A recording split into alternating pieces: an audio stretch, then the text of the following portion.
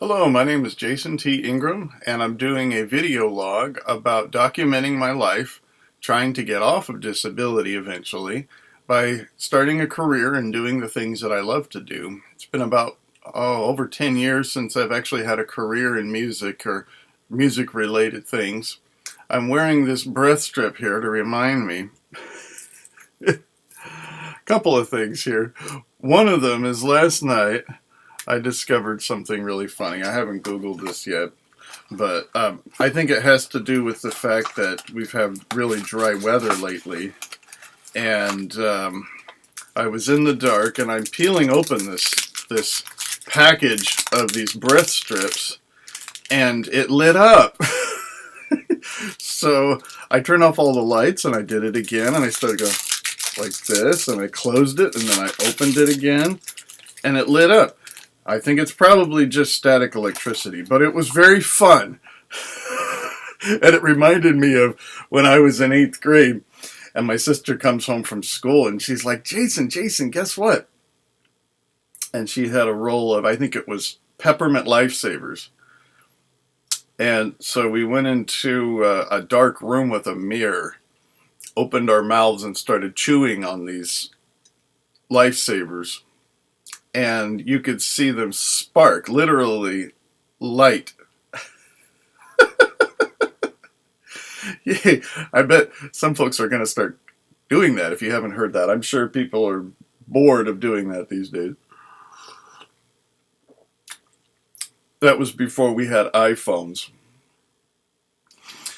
So, waking up in the morning is very hard for a lot of people with mood disorders. It's very hard to get your motor running. Sometimes it takes 2 or 3 hours before I can actually accomplish my first task. I typically try to start my day, and I try to get right into something, sort of like it's this idea, if I just start getting productive right away, then I'll be able to have more time. Unfortunately, what I seem to do is get in the habit of stressing myself out first thing of the day, and that actually causes more panic attacks, and then I'm pretty much ruined for the rest of the day. So this is part of my 3-year experimenting with different forms of wellness. What I did in New Year's of 2014 was I sort of knocked a wall out in my life and just said, I'm going to dedicate myself to experimenting with different forms of wellness, whether it be for physical health, spiritual or mental health, and I'm going to try as many things as I can as long as they're reasonable, affordable, and not harmful.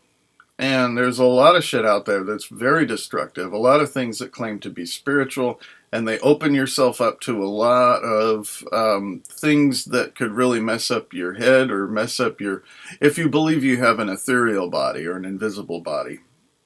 I might get into some of that stuff, but I try to keep a very secular perspective, because when you're dealing with mental health, you really have to take a scientific approach. Because one of the problems with mentally ill people is that we're very prone to something that's called magical thinking. And when you get around spiritual and religious people, it really enables this idea that there's a spiritual explanation for everything that happens. And you get around these people that are saying, oh, this bad thing happened because God wants to teach you a lesson. And then there's other people that say, oh no, God doesn't ever do bad things to teach you a lesson. It's your fault. You opened yourself up, or maybe it was just oh my God. So everywhere you go, they have a different bunch of explanations, and it's exhausting. So I try to keep it as scientific as possible. What I mean by that is the best ability that I have to call something a fact is something that I try to base my reality on, and keep an open mind that I can question those, quote, facts as I get new information about whether they are still true or not. So I also challenge those as well. So a lot of it's keeping an open mind. There are some wellness activities and practices and things that I've done that didn't seem to work, and I tried again, and then it worked the next time because maybe I didn't have a high enough dosage. For instance, Qigong is something that I think I need to do every day, but it is very time consuming. So what I did was I tried to make it easy. I have a special media computer that I use. It's an old iMac with an external hard drive, and I've put some DVDs that I got on my computer, and the Qigong videos that seem to work, that don't seem to hurt me physically, that seem to have a good vibe to them, I put them in a playlist on my computer, and then I can pull them up, and I usually get through about 20 or 30 minutes of one of these videos, and then I can pause it, and I can do the rest of the video either in the evening or a day or two later. I've been doing Qigong about twice a week, and then it went up to about 3 or 4 times a week now. And it's something I really want to do as a daily practice. Today especially, because I haven't even had breakfast. I basically made some coffee, did about 20 minutes of Qigong, got my coffee, and I'm doing my video log.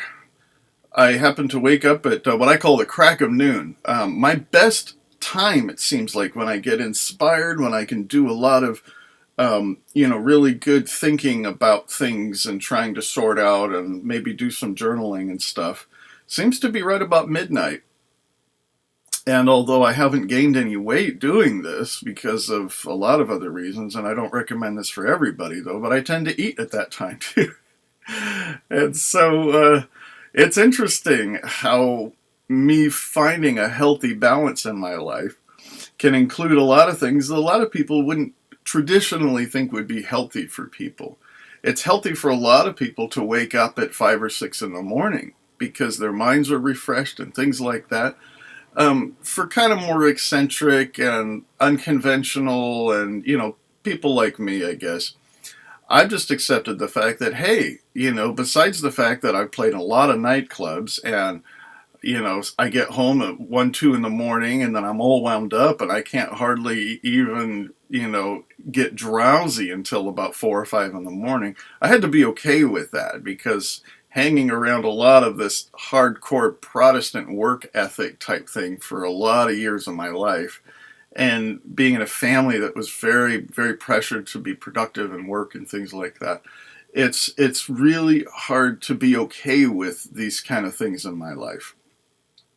Another thing that I think is really cool is that I believe that people can have control over their dreams and not necessarily what they dream. I mean, there is something called lucid dreaming, and that's not something that people necessarily always have control over, though I'm sure some gurus can. But I believe it's your choice whether you remember your dreams or not. You can go to bed and make a conscious choice to actually remember your dreams, or you can get up in the morning and then go back to sleep and say, hey, I'm going to remember this dream. There are techniques to do that. I don't know all of them. I just happen to be very prone to remembering dreams, so it's not a big deal for me. But for some reason, I spent the last 3 weeks not being able to remember my dreams enough to write them down, but I get the gist of it. And the gist of my dreams lately is I'm around new people, and a lot of them, and they're very close to me, and it's very chaotic, and I'm trying to accomplish something, and it's very difficult, which sounds like my life right now. There's lots of new things, lots of new people, and it just seems to be all scrambled right now. And I had a dream that I went to one of these gay men's dinners, and I used to go to these a lot until I just, there was so many new guys moving to town, and I just got lost in this, and it had the social structure of middle school, and that kind of environment is horrible for me, because I don't pick up on social subtleties, and I get my feelings hurt when especially if I recognize a guy there that I fucked and he's with his partner. I didn't realize he had a partner, or that they didn't have some kind of open relationship that I thought they did. And then that just opens up all of this uncomfortable drama bullshit. And so I had a dream that I was in one of those environments. And then they had this big stack of vinyls and like 3 turntables at this restaurant in Vancouver, Washington. And I was like, wow, this is a vinyl party, which I thought was really cool. So, and then there was, anyways, I don't have time to talk about my dream though, but I would like to go into dream interpretation some more in other episodes, and maybe I'll do a whole show on that sometime. So hey, thanks again for watching, and keep practicing good mental health.